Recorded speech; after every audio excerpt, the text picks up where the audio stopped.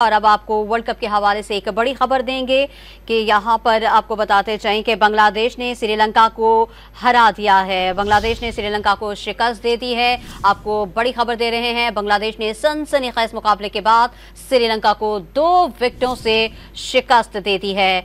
आपको बता रहे हैं कि बांग्लादेश ने श्रीलंका को शिकस्त दे दी है। T20 वर्ल्ड कप के हवाले से आपको ये बड़ी खबर दे रहे हैं। श्रीलंका ने पहले खेलते हुए 20 ओवर्स में 9 विकेटों पर 124 रन बनाए। जवाब में बांग्लादेश ने हदफ 8 विकेटों पर हासिल कर लिया। तौहीद बदरोए 40 रन बनाकर नुमाया रहे।